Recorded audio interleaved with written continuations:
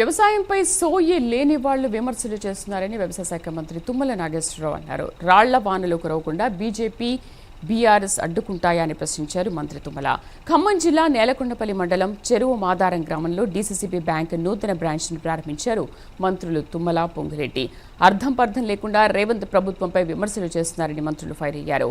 దేశంలో ఏ రాష్ట్రంలో లేని విధంగా రైతుల కోసం 2 ఏళ్లలో 1,00,000 కోట్ల రూపాయలు ఖర్చు చేసిన సీఎం రేవంత్ రెడ్డి అని, యూరియా కోసం క్యూ లైన్స్ లేకుండా ఫర్టిలైజర్ బుకింగ్ యాప్ రైతులకు వరమన్నారు. చూసుకునేది కూడా మీకు యాప్ పంపించాం. మన జిల్లాలో కూడా అందరూ ఇంక్లూడ్ చేశారు. మీరు పొద్దున్నే లేచి మండలంలో, పట్టపల్లి మండలంలో చెరువు మాదారంకి వెళ్ళి వర్షం ఉంటుందా లేదా, ఎప్పుడు కురుస్తుంది, ఎప్పుడు పోతుంది అనేది కూడా మీ యాప్ లో కనపడుతుంది. దాన్ని బట్టి మీరు వ్యవసాయం ప్రణాళిక చేసుకోవచ్చు. ఈ సంవత్సరం ఎలినో ఒకటి వస్తుంది. అంటే పసిఫిక్ మహాసముద్రంలో బాగా వేడెక్కి ఉష్ణగాలులు వచ్చి వర్షాలు రావు అని చెప్పి ప్రపంచవ్యాప్తంగా చెప్తున్నారు. అయినా సరే దానికి కూడా మీరు సిద్ధంగా ఉండాలి.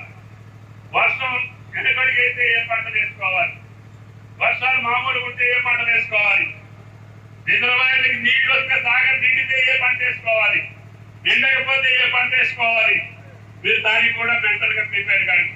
కలెక్టర్ గారు ప్రతి వారం, ఈ వారం కూడా ఇంటింటికి ఊరూరికి తిరిగి వీటి మీద మీకు అవగాహన కల్పిస్తున్నారు. అది యూరియా యాప్ కావచ్చు, వాతావరణం కావచ్చు, విత్తనాలు కావచ్చు, ఆఖరికి పంచి రొట్టె విత్తనాలు కూడా బయట దేశాల నుంచి, రాష్ట్రాల నుంచి తెప్పించి మీరు సప్లై చేస్తున్నాం. వీటన్నిటి వల్ల మీరు ముందు అసలు సాయిల్ టెస్టింగ్ చేసుకోండి, భూ పరీక్ష చేసుకోండి. మీ భూమిలో ఏముంది, నైట్రోజన్ ఉందా, ఫాస్ఫరస్ ఉందా, పొటాష్ ఉందా లేదా తెలుసుకొని దాని ప్రకారం యూరియా వేయండి.